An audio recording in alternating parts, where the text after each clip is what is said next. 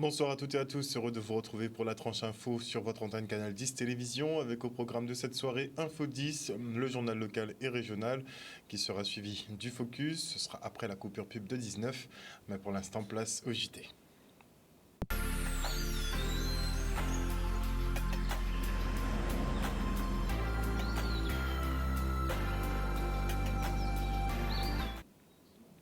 Nous sommes le mardi 7 novembre 2023 et les centres courriers de Capesterre-Belle-Eau et Sainte-Rose sont en grève illimitée. Les agents dénoncent le manque de dialogue social avec la direction et la nouvelle organisation du travail qui ne règle en rien les surcharges de travail. Le reportage. Nous, dans l'intersyndicale, nous déposons un préavis de grève qui prend effet à partir de hier, lundi. Et donc, nous avons un mouvement pour pouvoir contester une organisation que la Poste vise à mettre en place. Donc, par rapport à ça, suite à préavis de grève là, ils recevront nous pour une première rencontre qu'elle nous fait juste avant les jours saints. Et donc, ça n'a pas baillé rien, rencontre là. Donc, ce qui fait que, bon, nous arrêtons les discussions. Alors, nous avons un modèle de dialogue social que la Poste a réinventé. Donc, son dialogue de sourds. Et donc, là, nous avons rencontré, nous avons un espace de discussion et nous pas négocier. Donc, nous avons rappelé quand même, au niveau du CHSCT, nous alertons concernant les risques psychosociaux. Et d'ailleurs, nous faisons une alerte. Et donc, la Poste, il prend quand même écoute de ça, nous dit. Il a été dépêché en cabinet, pour ne pas citer le nom, qui était mandaté pour faire des travaux d'enquête, pour mener au niveau des agents, pour auditionner eux. Et alors que les travaux-là, ils ont même rendu conclusion à que la Poste a projeté, il y a une nouvelle organisation. Alors ça nous a dit, l'organisation actuelle, il montrait limite à elle. Il n'a pas fonctionné, puisque c'est tout un débat pour il va poser congé. Et là, où il va même poser congé, alors on va retourner pour l'activité. C'est le travail qui attend de vous. Donc, à part là, vous voyez que mettons surcharge de travail, quelle situation là qui est améliorée. Et c'est ça que nous avons dénoncé. Alors, nous avons demandé d'arrêter l'organisation de travail là, combler les positions de postes qui sont vacants et faire en sorte qu'il y ait une meilleure condition de travail. Donc, c'est tout simplement ça. Donc là, nous, debout de la journée là, donc nous attendons qu'il rappelle nous sur la table de négociation. Nous avons dit que nous ni totale adhésion à la population là. Donc, on va piquer de grève en nous là. Tout le monde a passé, il y a lu, il y a voir les pancartes qui sont affichées, il y a voir qu'il y a marqué assis. Et c'est force, c'est mon a dit nous, de Kimbé, puisque ce n'est pas normal que nous nous en activité et qu'on seul but d'entreprise à penser, c'est uniquement de faire l'économie et il n'y a pas à penser au dimensionnement humain à l'organisation de travail là qu'il y a mettre en place. Et l'usager, ben, c'est au quotidien qu'il est impacté, puisque lui-même, il a dit comme ça qu'il y a un colis.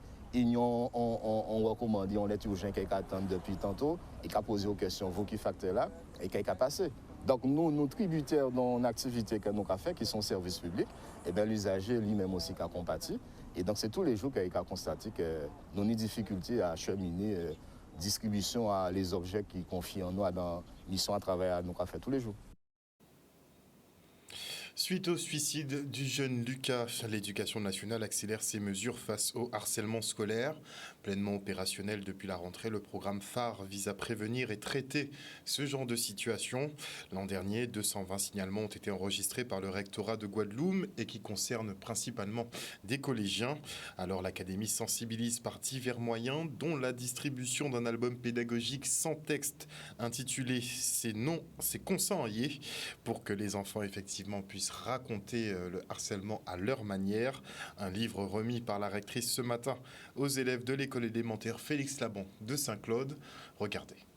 La question du harcèlement doit nous sensibiliser tous. De toute façon, je crois que c'est une œuvre d'utilité publique et chacun doit vraiment être attentif, évidemment à soutenir les victimes, mais en même temps à réguler des harceleurs pour leur permettre de se rendre compte des dommages qu'ils causent par leur attitude. Sur l'année dernière, nous avons eu 220 signalements et 17 en école élémentaire. Donc le cadre le plus sensible, c'est celui du collège. Nous avons des jeunes adolescents, donc c'est là vraiment que nous devons encore amplifier le travail. Et ça se fait à travers le programme phare qui se déploie sur l'ensemble des écoles, des collèges et des lycées de l'académie. C'est toujours très intéressant d'avoir la rectrice pour montrer le travail qui est fait avec les élèves. Et c'est vrai que cette année, dès la rentrée, avec toute l'école, c'est vraiment les 215 élèves de l'école, on a vraiment mis l'accent sur le harcèlement, définir le harcèlement, identifier le harcèlement. Et c'était important pour eux de montrer aussi les outils qu'ils ont mis en place. On a vu des enfants qui sont très conscients des situations qui peuvent naître, et ce qui nous réjouit bien sûr, c'est de voir aussi leur volonté de s'engager pour prévenir le harcèlement. C'est vrai que quand on a parlé du harcèlement, on les a interrogés après pour savoir si certains d'entre eux pensaient avoir été victimes de harcèlement, et on se rend compte que sur 23 élèves par exemple dans ma classe, il y en a quand même 11 qui lèvent la main et qui pensent avoir vécu quelque chose qui se rapprocherait du harcèlement. Donc c'est important pour eux, et du coup ça a permis aussi une grande implication des élèves dans le projet, et ils sont vraiment au taquet. Ils veulent être là, aller aider les camarades plus petits et vraiment se positionner dessus. Donc une grosse application au niveau des élèves. C'est un travail partenarial, effectivement, puisque nous avons les clubs du Rotary, nous avons également la MAE, puis bien sûr une autrice qui a accepté de s'engager dans ce cadre, et sur un modèle très original, à savoir un album sans texte, ce qui permet à chacun de raconter son histoire à partir des images qu'il voit. C'était le but en fait, c'était de faire un album sans texte pour que les enfants puissent s'exprimer, non pas que moi je vienne raconter quelque chose. Donc j'ai imprimé 5 images du livre et j'ai invité les enfants à les replacer une scène dans l'ordre afin qu'ils fassent chacun leur interprétation de la scène. Voilà, ils ont chacun des interprétations différentes vu qu'il n'y a pas de texte, il n'y a pas d'orientation, et c'est ce qui pour nous est important dans le thème du harcèlement scolaire. Le 9, ce jeudi, nous avons effectivement une journée nationale de lutte contre le harcèlement.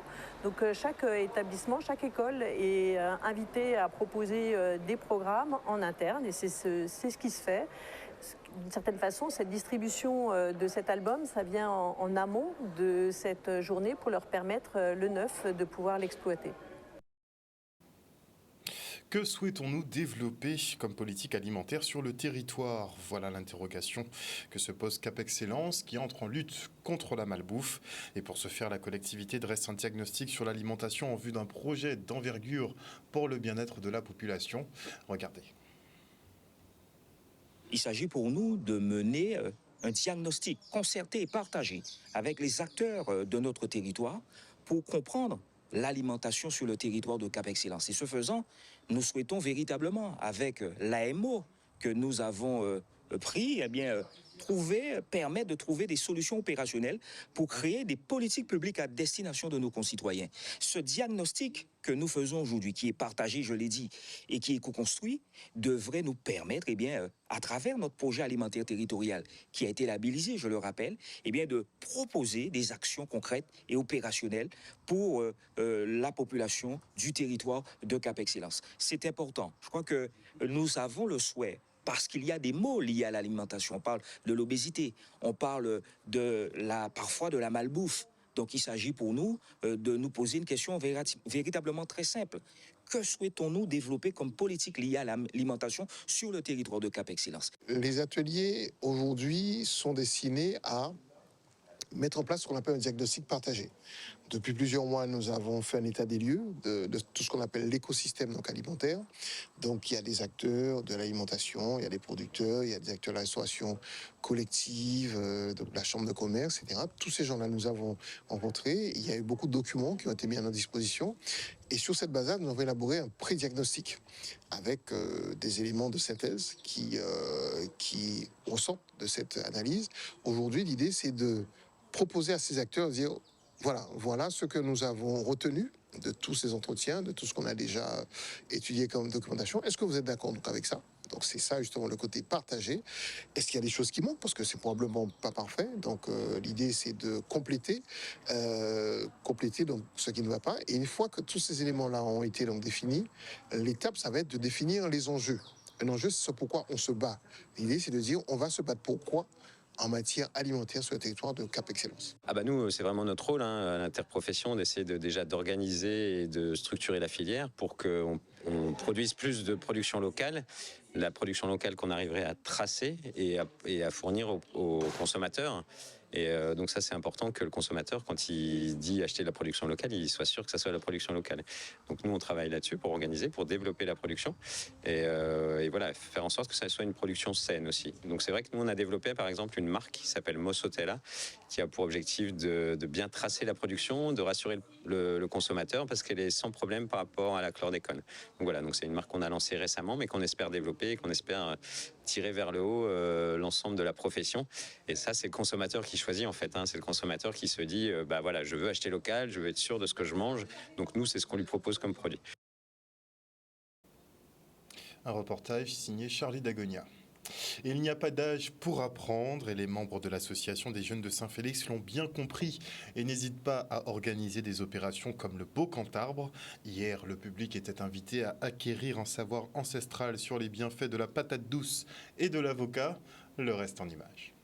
C'est la 6e édition de cette belle manifestation Beau Cantarbre. Beau Cantarbre, c'est la possibilité de donner aux gens le choix de pouvoir découvrir un certain nombre de plantes, mais aussi de pouvoir échanger avec des techniciens sur les plantes, sur les fruits que nous avons en Guadeloupe. C'est très intéressant. Vous avez vu qui était là ce matin pour la patate. Vous avez vu la quantité de choses qu'on peut faire avec la patate, les feuilles de patate, les broches de patates et tout. Eh bien, mais c'est vraiment, moi je dis que c'est pas possible. À mon âge, je ne savais pas encore ça. C'est la première fois que j'entends tout ça sur la patate, mais c'est plus que formidable. On a échangé sur des savoirs, on va dire empiriques, mais aussi des savoirs botaniques qu'on peut retrouver aussi dans la documentation. Mais l'objectif, c'était de bien faire comprendre à tout le monde qu'en fait, on a un savoir local. On a une biodiversité extraordinaire et quand on parle de biodiversité extraordinaire, la patate douce en est l'exemple. Parce qu'à elle seule, elle concentre toute une série de substances chimiques qui sont utiles pour toutes les maladies dont on parle aujourd'hui. En l'occurrence, là, on a mis un petit peu l'accent sur les bienfaits des feuilles d'avocat, pourquoi les utiliser, comment les utiliser, quelles sont les précautions qu'il faut prendre. Et apparemment, le public a été fort intéressé. C'est très important ces échanges et aussi ces transmissions. Pourquoi? Parce que nous avons une nouvelle génération.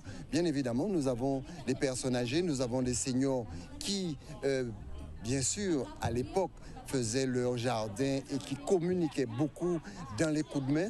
Aujourd'hui, nous n'avons presque plus ces échanges. Alors pour nous aujourd'hui, l'association des jeunes de Saint-Félix, important de pouvoir transmettre à cette nouvelle génération les bienfaits des produits, même si ce sont des produits qui viennent d'extérieur, qui viennent d'Inde, qui viennent d'Afrique, mais ce sont des produits qui ont des bienfaits pour nos enfants, pour nos personnes âgées de Guadeloupe, pour tout le monde.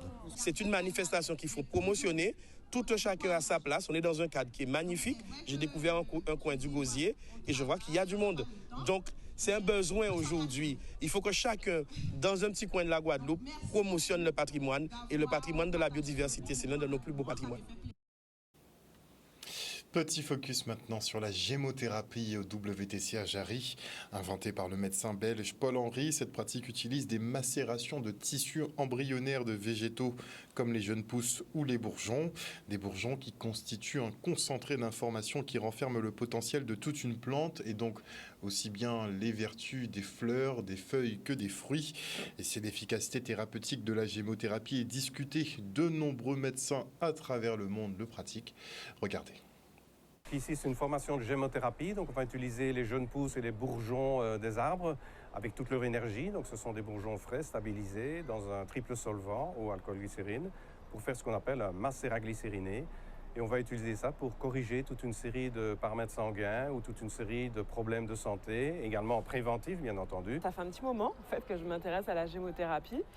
Et en fait, pour moi, c'est complètement novateur parce que, comme je vous dis, on peut travailler sur différents plans, que ce soit au niveau articulaire, qu'au niveau digestif, que je vous dis organique, mais avec des lésions, en fait, des lésions graves. En fait, à chaque fois, la gémothérapie nous permet en fait d'être accompagnés là-dessus. Et moi, en tout cas, dans mon corps de métier, le côté émotionnel est primordial. Et comme quand les personnes me voient, elles ont tout ça se rassemble.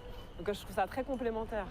On peut aider à bien vivre une chimiothérapie en éliminant les effets secondaires de la chimiothérapie sur le foie et les reins, en éliminant la fatigue et en maintenant la personne en bonne santé, entre guillemets, énergétique, pour qu'elle puisse continuer sa chimio. On a bien sûr des plantes qui également sont anti-cancer et qui ont des principes actifs comme l'acide bétulénique notamment, qui ont été démontrés scientifiquement comme anti-cancer, et présent dans certaines plantes, comme par exemple l'écorce de bouleau. Avec la gémothérapie, il n'y a pas d'effet de risque, d'effet secondaire. Donc en fait, c'est beaucoup plus sûr de passer par la gémothérapie que par des médicaments, en fait, où forcément il y a des risques secondaires. Et parfois, on se demande si c'est le médicament qui nous a rendus encore plus malades que ce qu'on avait avant.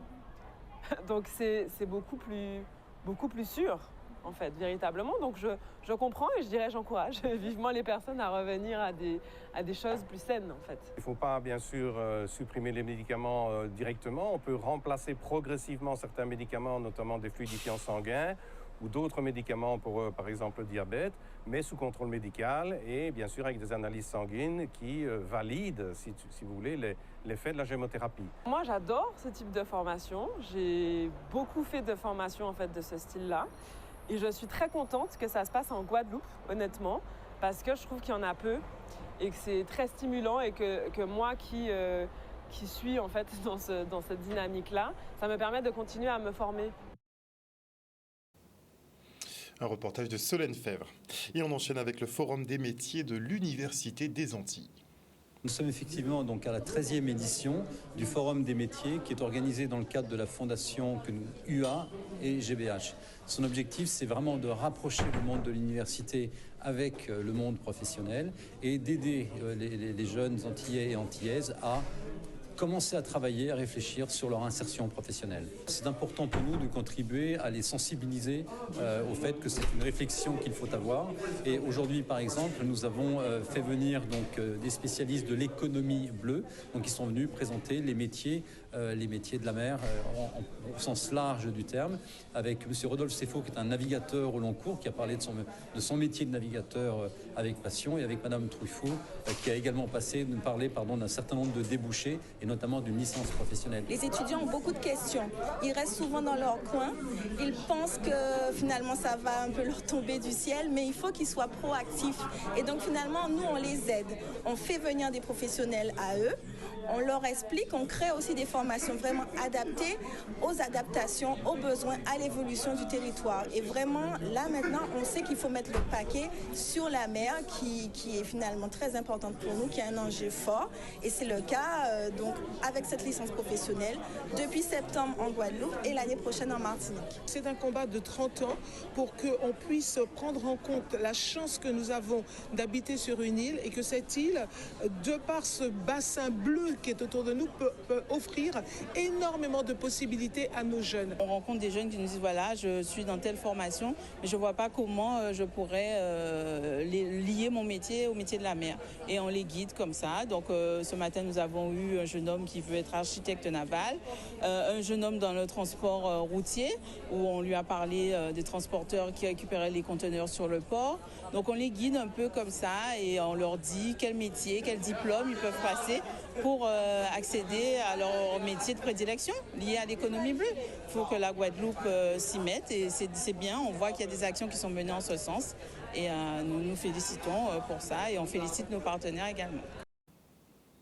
Et afin de développer la culture du risque sismique, des opérations de sensibilisation sont en cours au WTC à Jarry avec tout un village dédié à la prévention. Regardez.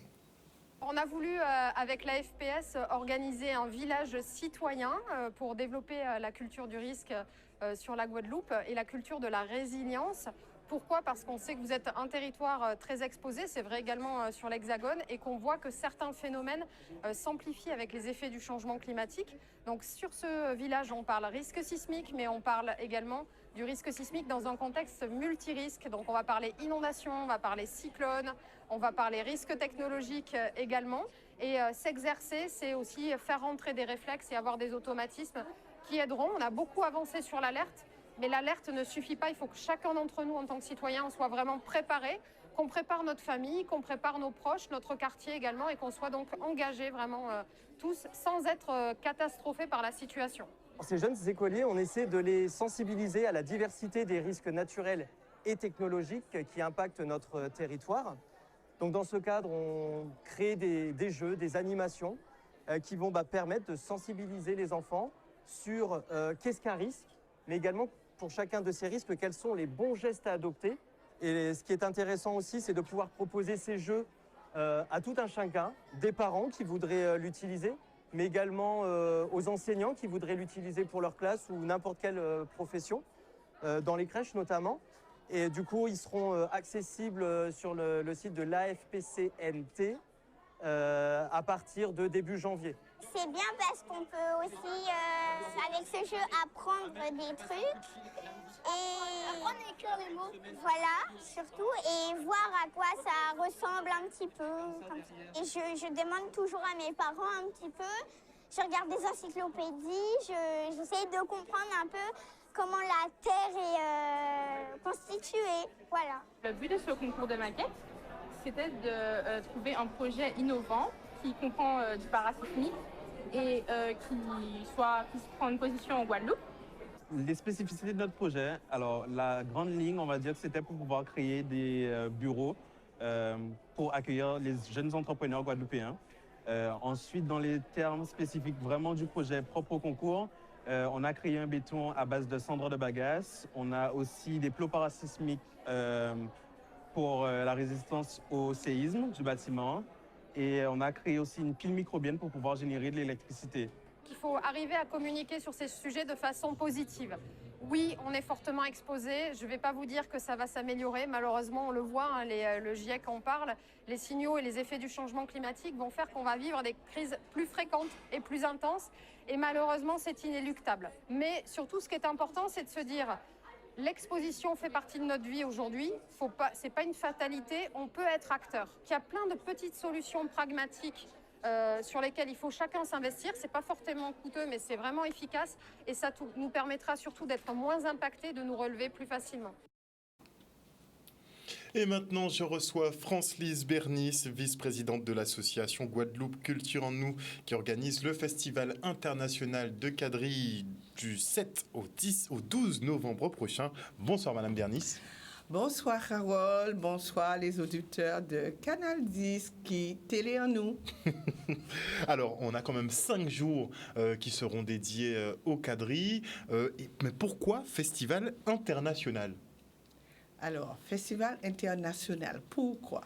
Déjà, Guadeloupe Culture en Nous, c'est l'association qui promotionne les traditions, la culture des Outre-mer à l'international. Et tu comprends fort bien que le quadrille, c'est une première édition.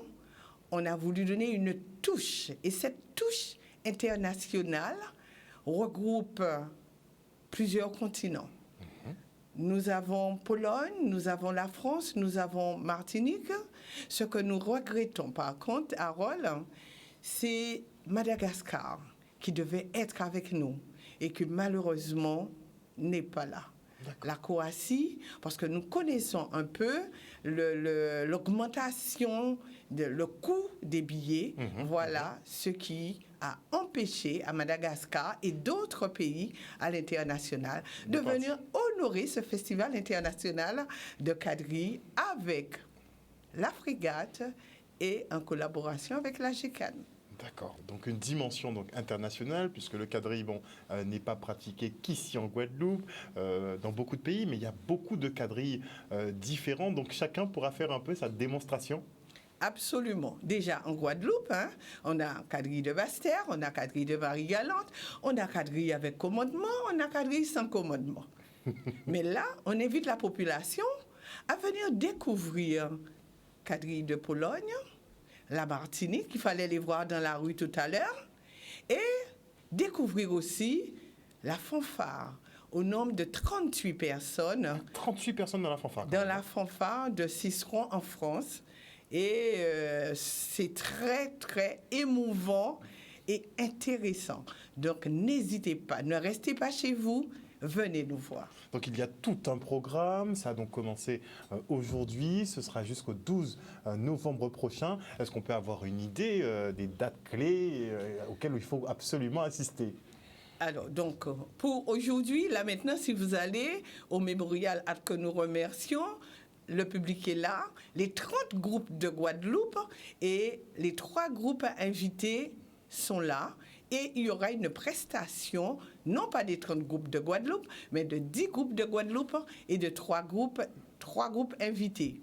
Demain, Harold, tu viens danser. C'est le bal de quadrille à Bémao. Donc à la salle du réfectoire de la ville. Donc peut-être que ça va changer, mais en tout cas, nous allons danser à Bémao. D'accord? Et jeudi. Alors jeudi, on est au Lamentin. Nous allons parler, nous allons causer au Lamentin sur vraiment le quadrille.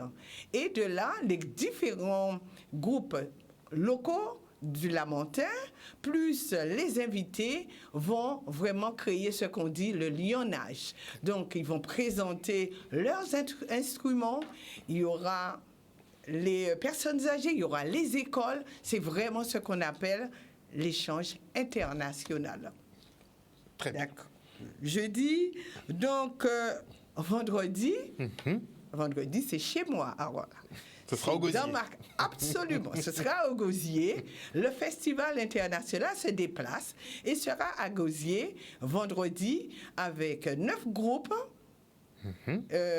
Sur l'esplanade de la rénovation à partir de 19h. 9 groupes. Et il faut savoir que les 3 groupes invités évolueront tous les soirs. D'accord. Donc la ils sont pas venus pour rien, ils sont venus pour danser. On les a invités pour faire découvrir leur culture. Ils n'ont pas venus pour rester qui au bout de l'homme. On est d'accord. Tu comprends fort bien. D'accord. Et encore, vendredi 10 novembre, on reste à Gosier.